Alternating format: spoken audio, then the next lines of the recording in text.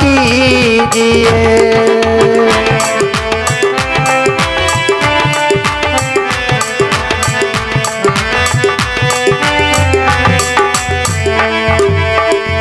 आप ही यदि छोड़ देंगे फिर कहाँ जाऊंगा मैं।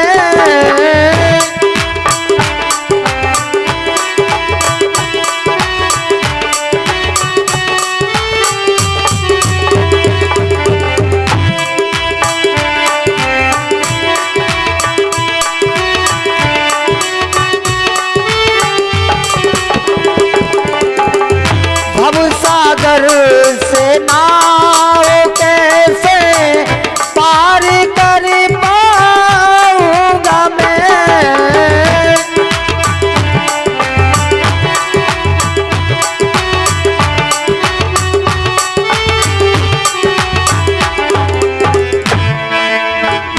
आसरा कोई न देता, आसरा कोई न देता, अब शरण में लीजिए। आसरा कोई न देता, अब शरण में लीजिए। ऐ मेरे गुरुदेव करुणा सिंधु करुणा कीजिए।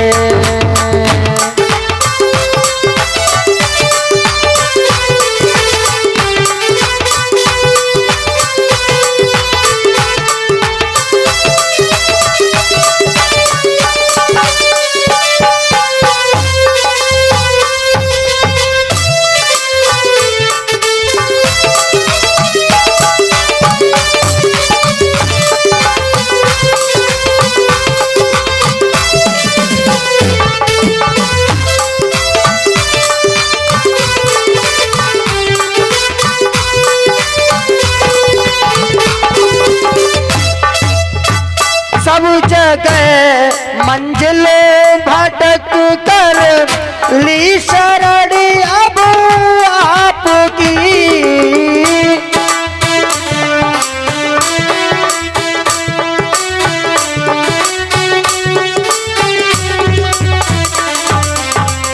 सब जगह मंजिल भटक कर ली शरण अब आपकी।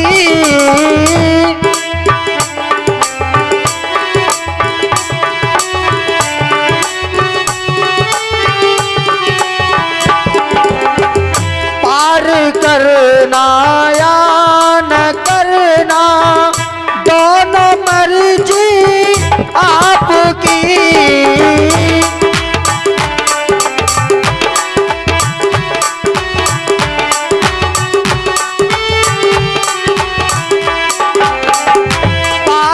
करना या न करना दोनों मर्जी आपकी।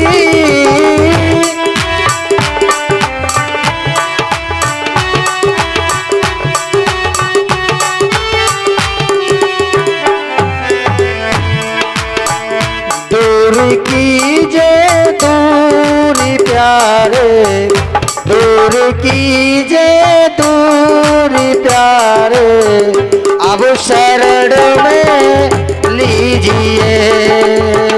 ऐ मेरे गुरुदेव करुणा सिंधु करुणा कीजिए।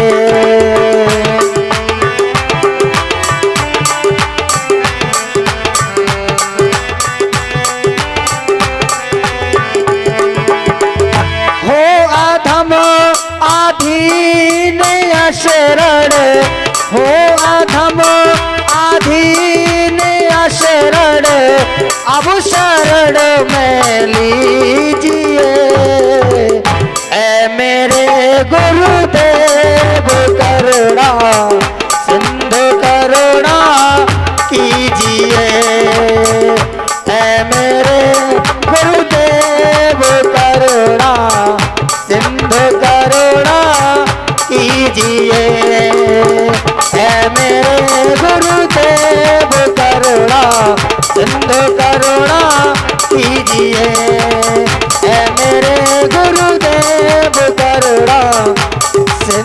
करुणा कीजिए।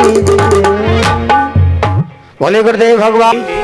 एक बार हम खाओ, तो वो पहले एक रोटी खा रहे थे, फिर वे दो दो इकट्ठी खाने लगे। तो बहू ने कहा कि जैसे मर रहे थे वैसे ही मरो तो ज़्यादा ठीक थे।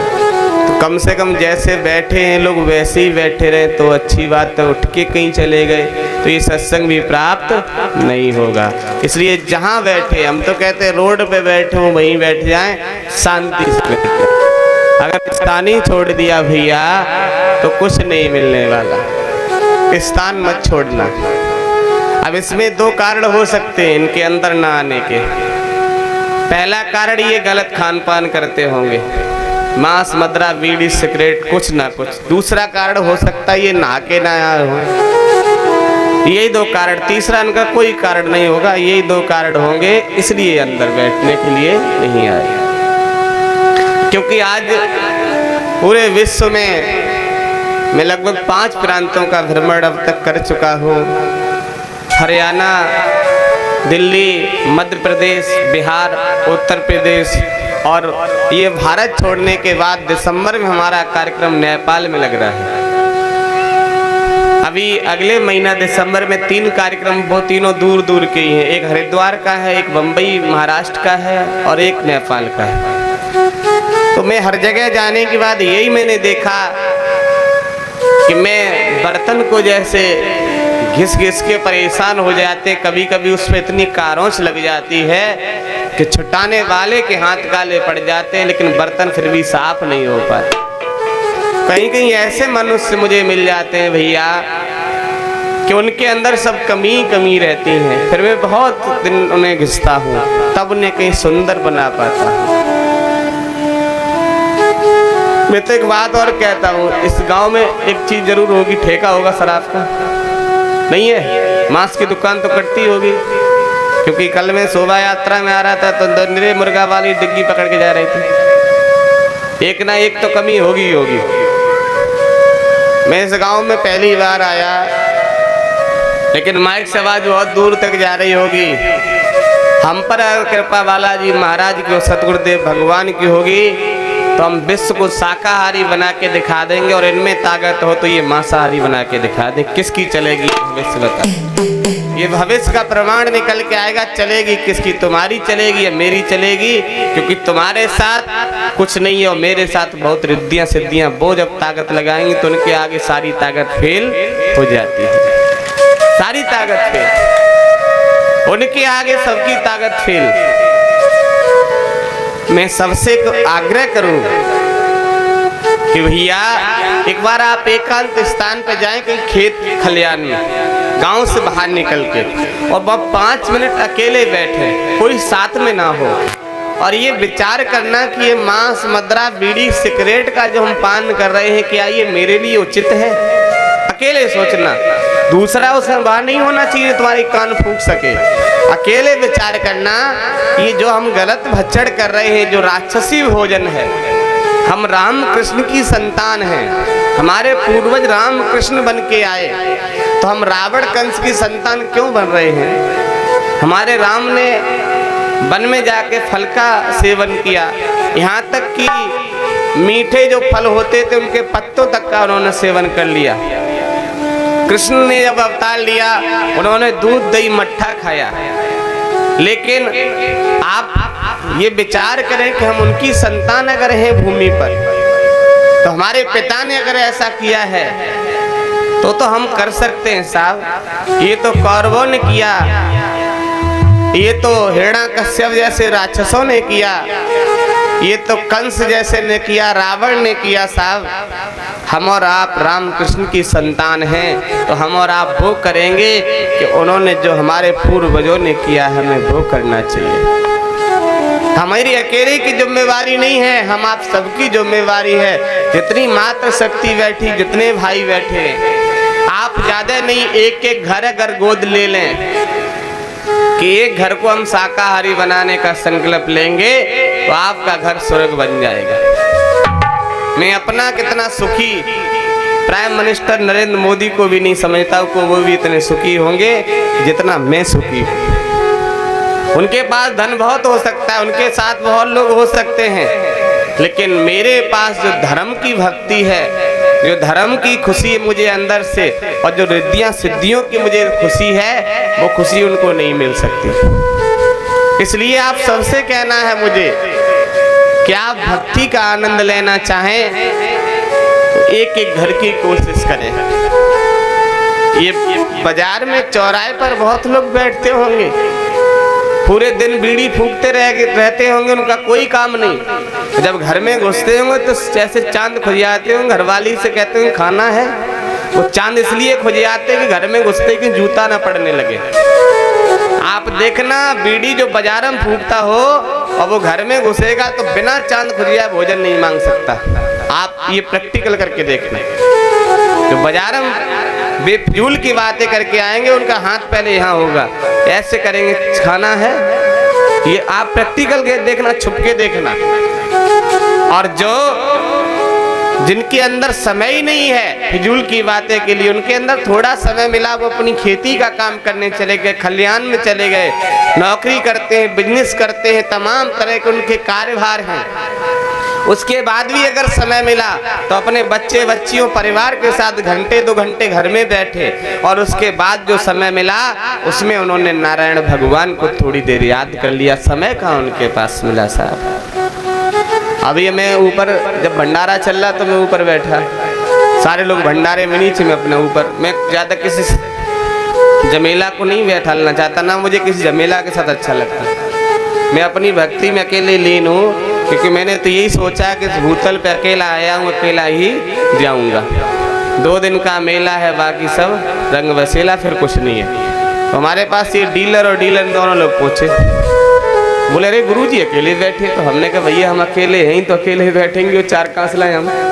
ये जो लोग दिखाई दे रहे हैं साथ में, ये कितनी भी ताकतवर हैं, लेकिन ये भी परमानेंट साथ नहीं रह सकते साहब। ये बूढ़े मास्टर साहब ये जब आश्रम पहुंचते हैं तो सुबह बिक्की लेके चुपचाप भाग जाते ये तक, जबकि मास्टरनी तक नहीं है घर पर, वो ब्रह्मलीन हो चुकी हैं। लेकिन बुढ़ा पता नहीं कहाँ से हटिया गया, सुबह ही बुक्की लेके ये भाग जाता। साथ बताओ, इनसे ज्यादा कौन हो सकता साहब। बताएंगे भी नहीं हमें, जय माता दी भी नहीं करेंगे। सुबह जैसे ही पहुंचेंगे कहें 2 दिन का टाइम मिला, घर चले। तो मैंने ये प्रैक्टिकल किया कि हे अजय दास, तुम अकेले आए हो, तुम्हें अकेले ही अपने मन को मारना पड़ेगा, अकेले ही सब कुछ, जैसे भी रहना अकेले ही रहना है। मैं आश्रम भी पहुंच जाऊँ, यहाँ संगत जाती है, देखा होगा मैं अपने कमरे में अकेले ही अंदर रहता हूँ। मेरे कमरे में ना टेलीविजन, ना कोई किसी प्रकार की LED लगी, ना साहब के उसमें कुछ देखते हो। एक शिकायत और लोगों की मिलती है कि गुरुजी हम फोन भी बहुत कम अपने पास यूज करते, फोन नहीं उठाते।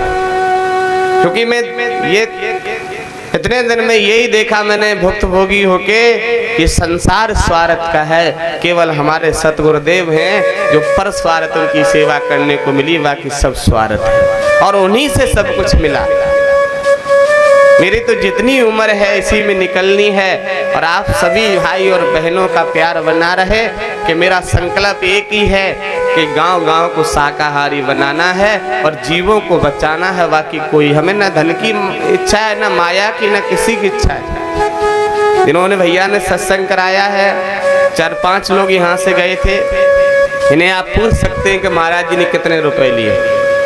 मैं चाहे दूसरे देश में सत्संग करने जाऊँ, चाहे यहीं जाऊँ, कितनी भी दूर जाऊं, बड़े से बड़े सेठ के यहाँ जाऊं, मेरा एक ही नियम है कि आप सिर्फ संकल्प लेके शाकाहारी रहना, गलत भोजन मत करना। ये जिब्या है। हम तो आपको ये बता देना, हम चाय पिए ना, दूध पिए ना, दही खाए ना, मट्ठा खाना, फल खाए ना, मिष्ठान खाएं ना, सुबह को भोजन खाएं, शाम को एक टाइम भोजन लेते। जीव हमारी भी तो वही है, हमारी भी जीव वही है साहब, लेकिन हमारी जीव का मीटर हमें मालूम है कि कैसे घुमाना है। तुम्हारी जीव का मीटर दुकानों पर बैठा है, हमारी जीव का मीटर हमारे अंदर बैठा है। हमारी जीव का मीटर हमें मालूम है।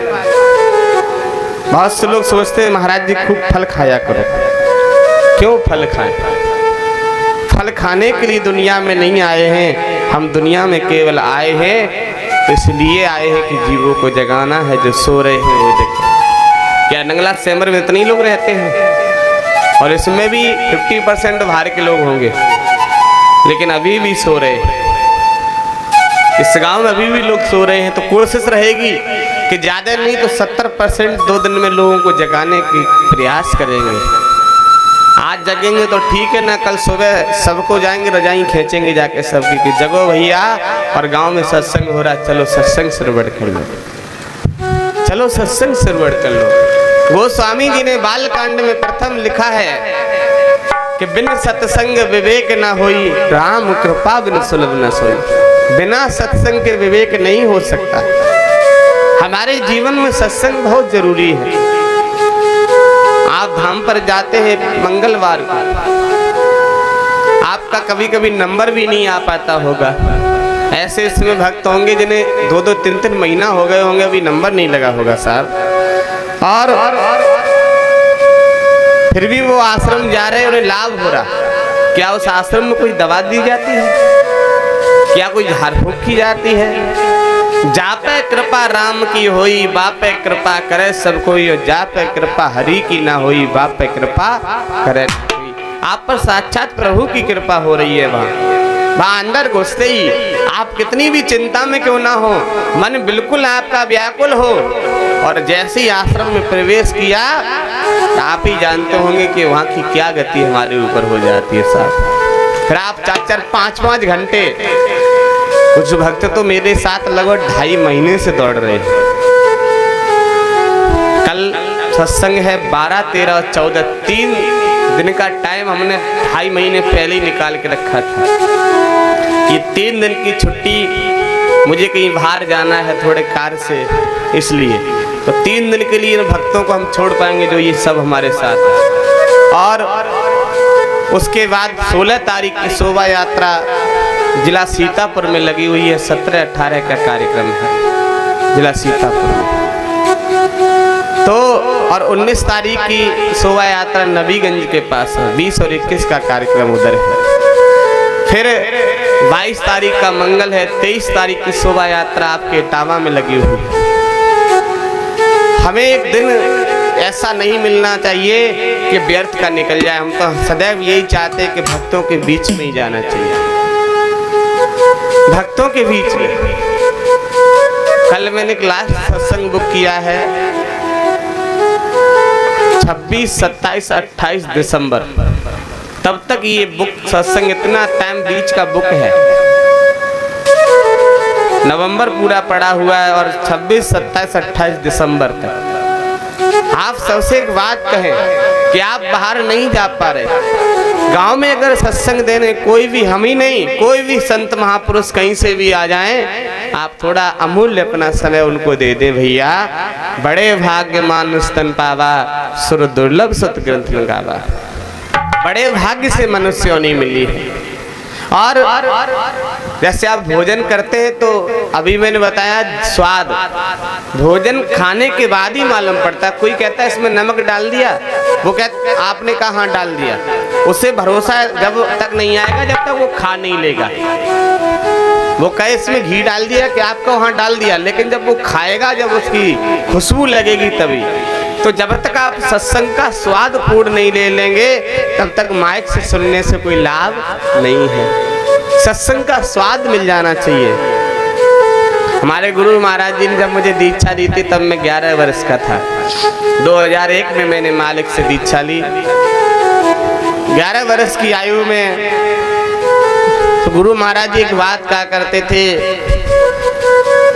कि जब तुम सुमरन भजन ध्यान तुम लोग करोगे तो धीरे धीरे इतना अंदर घुस जाओगे कि तुम ये संसार फीका दिखने लगेगा। तो हम सोचते पता नहीं कहाँ घुसेंगे। और जब शुरुआत में हमने माला का सुमरन किया तो मुझे कुछ प्राप्त ही नहीं हुआ। तो कहता था कहाँ मन लगता है माला में। अब तो भैया ऐसा लगता है रात्रि में कि वैसे कमरे का कोई गेट ना धोखे से बजा दे, कमरे का कोई गेट धोखे से ना बजा दे, ताकि जहाँ पहुँच चुके हैं वहाँ से कहीं फिर ध्यान हट ना जाए और अंदर उसमें आनंद आए, और अंदर आनंद आए। भक्ति का ऐसा रस है।